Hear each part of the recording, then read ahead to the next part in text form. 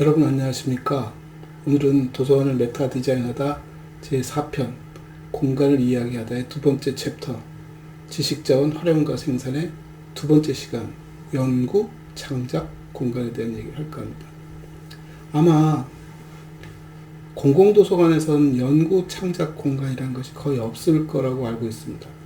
굳이 연구, 창작 공간을 메이커 스페이스 공간이라든가 토론, 독서클럽, 스터디룸 이런 것들과 구분져서 지식자원 활용과 생산이라는 영역에서 다루고자 하는 이유는 연구 창작 공간이 갖는 의미가 뭘까라는 얘기일 수도 있는 거죠. 제가 여기서 정의한 연구 창작 공간은 공공도서관이나 대학 도서관이나 이런 것들을 떠나서 그 도서관의 정보자원, 지식자원들을 잘 활용할 수 있는, 그리고 그것을 통해서 생산이라는, 그러니까 쉽게 얘기하면 출판, 이런 다양한 컨텐츠 매체들이 나오기 때문에 꼭 출판뿐만 아니라 그런 지식자원을 생산해내는 작업들을 포함하려고 일부러 이쪽 활용과 생산이라는 영역에다가 연구, 창작 공간을 만들었습니다.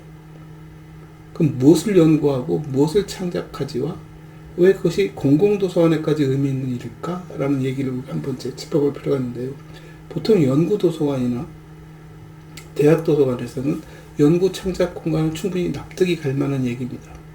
그 대부분의 대학도서관들 가보면 연구 창작 공간들을 그렇죠. 연구 창작 공간들을 따로 방을 갖고 있는 것도 있고 아니면 열람 공간 내에 설치하는 것도 있습니다. 그 열람 공간 내에 설치한다는 것은 예를 들면 대학원생들이 논문을 쓰기 위해서 좀 자신이 필요한 자원들을 최대한 활용하고 자기가 논문 쓰는 작업들을 좀 더 원활히 하고 조금 더 생산적으로 하기 위해서 도서관에다가 자기 공간을 요청할 수 있고 그 요청한 공간을 열람 공간 안에 만들 수도 있습니다. 열람 공간에 만들면 특별히 다른 공간이어야 하는가라는 거다. 그러니까 소위 말하는 독서실 같은 앞에 칸막이가 막혀있는 조그만 이제 책상 하나 정도, 그 앞에 막힌 칸막이에는 서가가 보통 놓여있고, 경우에 따라서 이제 컴퓨터도 들고 다닐 수 있는 노트북 정도를 들고 다닐 수 있는 곳에 그런 시설들을 갖추고 있습니다. 그리고 그 앞에 서가는 제가 옛날 본 모습으로는 이렇게 서가에 이렇게 열쇠를 채워서 서가 안에 책들을 보호받게끔, 그러니까 남들이 만질 수 없게끔 해놓은 곳이 있는데, 그건 왜 그런가 하고 물어봤더니 자기 책도 가져와서 배열할 수 있지만 도서관 책을 장기 임대 형식을 취해서 그 안에 넣고 볼 수 있게 해준다는 겁니다.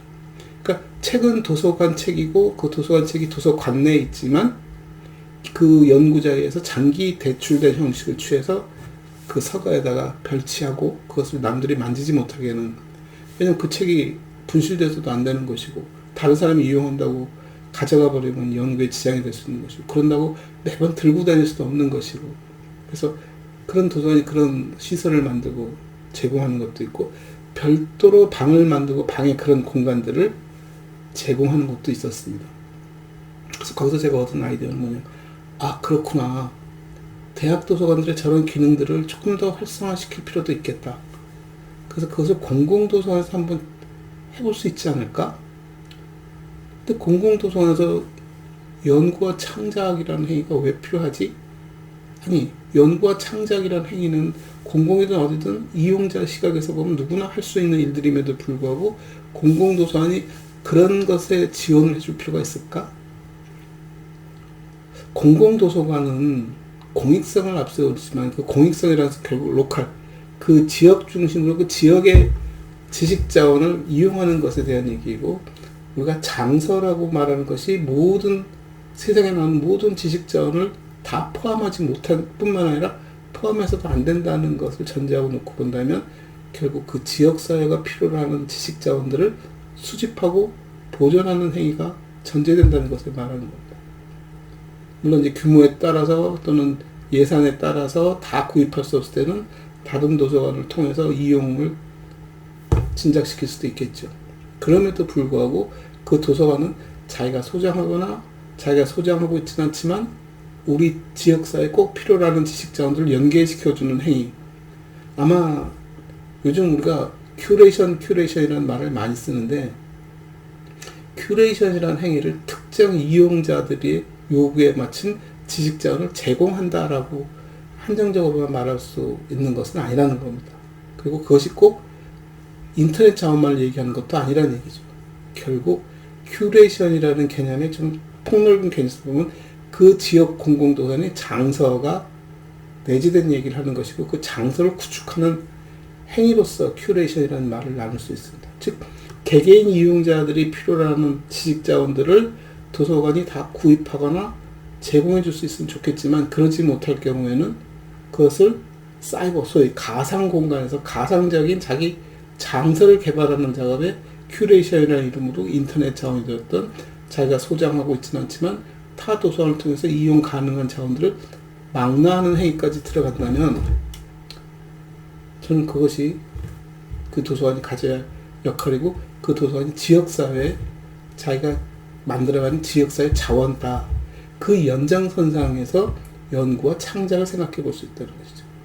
앞으로 도서관을 얘기하면 디지털 도서관이 빠지지 않을 거라고 봅니다. 디지털 도서관이 빠지지 않고 꼭 등장할 것이다라는 얘기는 단순히 매체가 컨텐츠를 담고 있는 컨테이너가 디지털화 되어진다는 것만을 의미하는 것이 아니라, 그런 디지털화 작업 속에서 그 로컬 도서관들의 역할이 뭘까를 놓고 본다면, 제가 다른 시간에서도 한번 얘기할 기회가 있을 거라고 보고 이전에도 몇 번 얘기를 했습니다만, 디지털 장서, 디지털 자원이 갖는 특징은 생산과 동시에 소비가 일어난다는 겁니다. 즉 옛날에 도서관은 생산되어진 자원을, 지식 자원을 도서관이라는 공간으로 이동시키고 지역 주민들에게 서비스를 했습니다.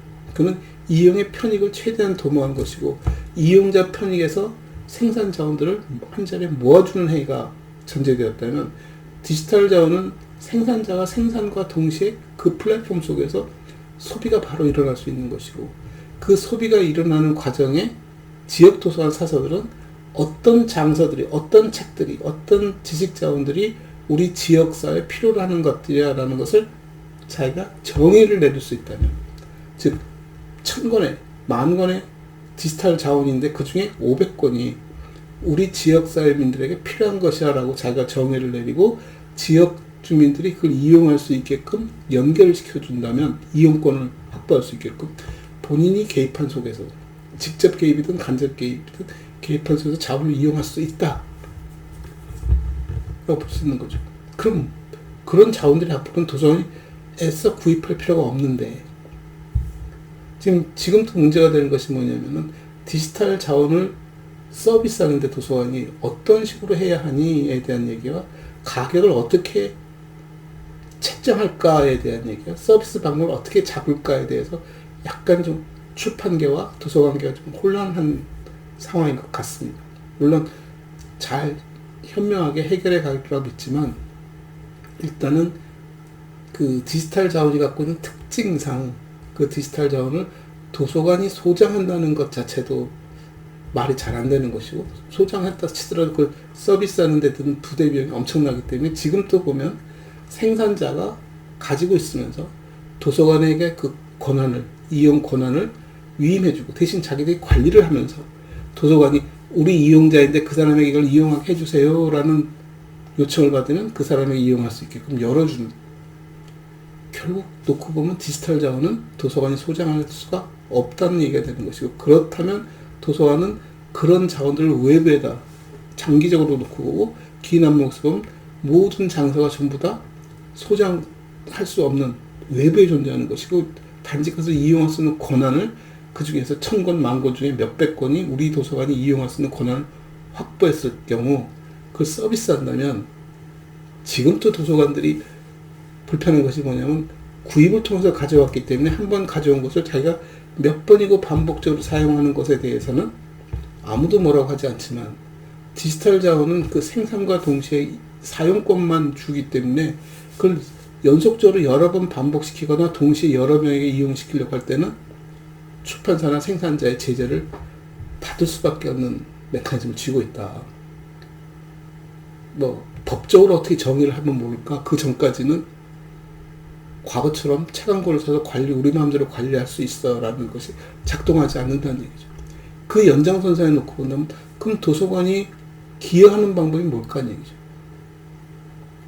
조금이라도 저 장소를 활용하는데 비용을 절감할 수 있는 방법 중에 하나는 뭐냐면 우리가 공기업이라고 할까요? 사회적 기업의 차원에서 우리가 발을 하나 담그는 방법이 제일 빠르죠.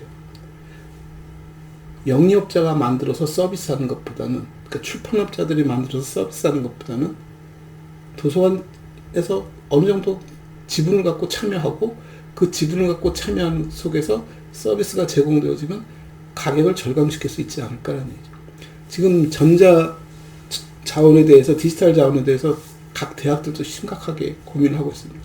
너무 그 비용이 해마다 늘어나고 있다는 거죠.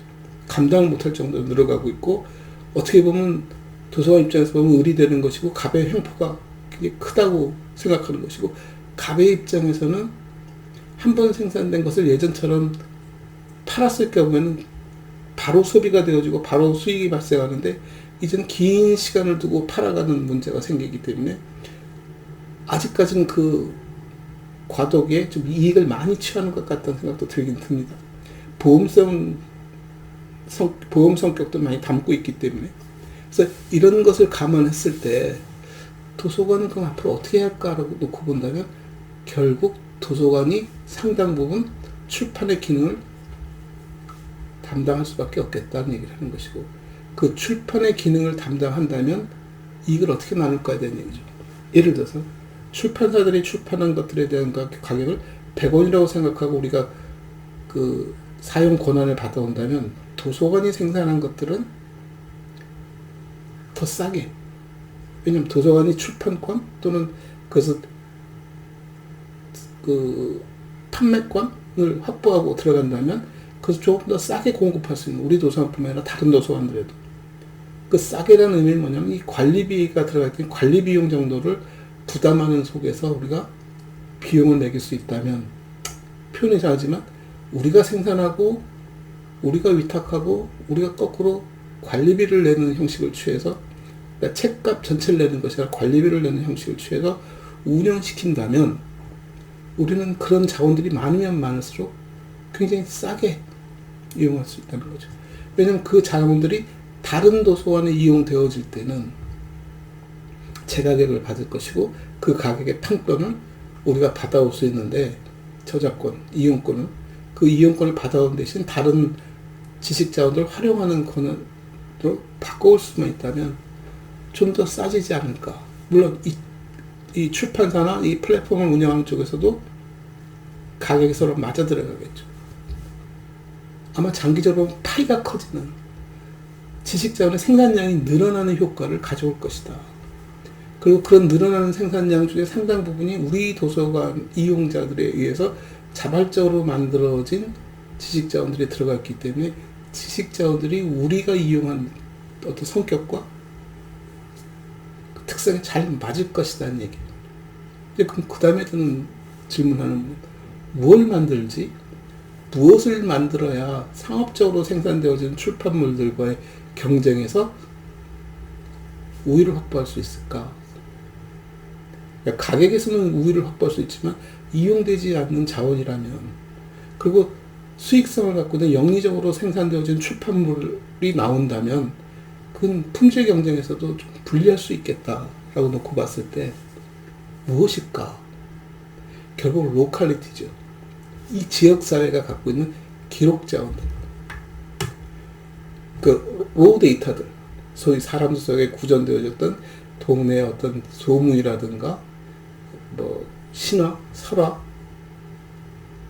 그런 것들이 모여서 재창작되어진, 지역민이 그런 기록들을 수집하고 모아서 제2, 제3의 창작물을 만들어내고 그 창작물들이 보급되어지는 식으로 취하면 유리하지 않을까? 그래서 그걸 생산해내는 공장 같은 뭐 발전소 같은 역할? 그래서 연구 창작 공간이 필요하겠다고 놓고 보는 것이고, 이 연구 창작 공간은 이용자가 아니라 그 사람은 이제 창작자가 되는 것이고, 창작자들에게 창작의 공간과 그들에게 창작을 지원해주는 퍼실리티를 제공해줌으로써 창작을 원활하게 하고 그 사람들이 만들어낸 것들을 그 도서관의 이름으로 발표를 시키고 그것이 플랫폼 속에서 제공되어지면 우리는 관리비 정도만 지불하고 사용하고 나머지는 다른 도서관에서 또 비용을 지불하는 일이 발생하면 그 비용이 우리에게 돌아오고 그것을 대체해서 다른 생산 자원들을 이용할 수 있게 되어지는. 그래서 긴 그림에서 보면 그런 맥락에서 연구 창작 공간이 커뮤니티와 별도로 필요하겠다. 그래서 우리가 다음 챕터에서 얘기할 커뮤니티 소통과 체험 공간에 대한 전시라든가 강연이라든가 공연이라든가 메이커 스페이스라든가 뭐 스터디룸이라든가 토론 공간이라든가 이런 그 자발적이고 자율적일 뿐만 아니라 그냥 자기들의 지식 학습하는 쌓아가는 그 문화 리터러시의 개념이 강한 공간을 넘어서 좀 연구와 창작의 개념이 도입되어진 그런 공간이 필요하겠다.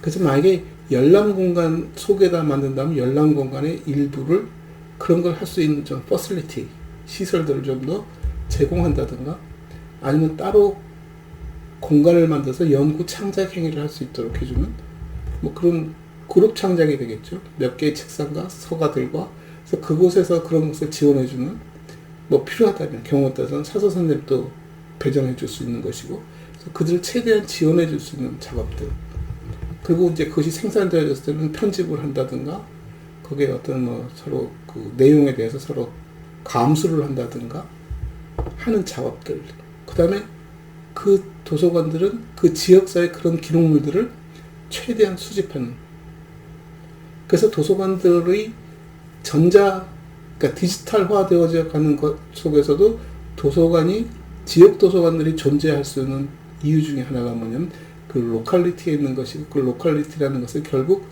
그 지역사회에서 생산되어지고 역사적으로 축적되어졌던 지식자분들을 최대한 활용하고 창작해서 제공해주는 역할을 갖는다면 상당히 의미 있는 작업이 되지 않을까라고 놓고 보는 거죠. 그래서 이 얘기를 굳이 공간을 이야기하다는 것은 앞에 부분에서도 충분히 거론될 수 있는 부분임에도 불구하고 조금 아껴서 공간 편에서 얘기하는 이유가 어떻든 그것을 지원해주기 위해서는 공간적 개념이 크다. 물론 지금처럼 도서관에서 대면 활동하기 힘들어졌을 때는 뭐 좀 외부에서 각자 자기 공간에서 활동하고 커뮤니케이션 채널만 가질 수도 있다라고 봅니다. 이제 그랬을 경우는 우리가 수집하고 있는 이 지역 로컬 자원들에 대한 기록화 작업들이 전부 디지털화 되어지는 것이 생기겠죠. 그래서 그럼에도 불구하고 열람 공간에서 작동하는 거기 때문에 굳이 더 추가 공간이 필요하다는 것이 아니라 열람 공간의 퍼실리티를 조금 더 고학화시킨다거나 그들을 위한 좀 활동할 수 있는 좀 그런 어떤 시설 규모를 좀 지원해 줄 필요가 있겠다. 그래서 굳이 따로 연구와 창작 공간을 얘기하는 것은 공간의 문제에 더하기 이것이 도서관이 갖고 있는 어떻게 보면 사명이자 도서관이 존재하는 이유가 될 수 있겠다라고 놓고 보는 거죠. 우리가 다음 시간에 커뮤니티의 그 문화활동, 문화 리터러시를 위한 공간 더하기 이 지역사회의 자기의 역사를 보존해 갈 수 있는 그것을 자원화시킬 수 있는 창작 공간으로 이어가는 작업이 필요하기 때문에 굳이 이 얘기를 공간이라는 얘기 속에서 전개시키고 있습니다. 지난 시간에 했던 열람 공간에 대한 얘기도 마찬가지로 열람 공간이 얼마나 넓어야 하냐 우리가 소위 말하는 독서실 같은 개념이 필요하냐 필요 없냐 얘기하지만 아마 장기적으로는 독서실이라는 개념이 많이 약해질 거라고 봅니다. 그리고 지역사회 속에 다른 연구기관이라든가 뭐 대학 같은 그런 기관들이 존재한다면 같이 협업하는 것도 나쁘지 않겠다라고 보는 거죠. 왜 협업 얘기를 하느냐 하면은 대학이 갖고 있는 지식자원은 그 대학의 전문성을 놓고 봤을 때 공공도서관과의 차별성이 거기서 나오는 거죠.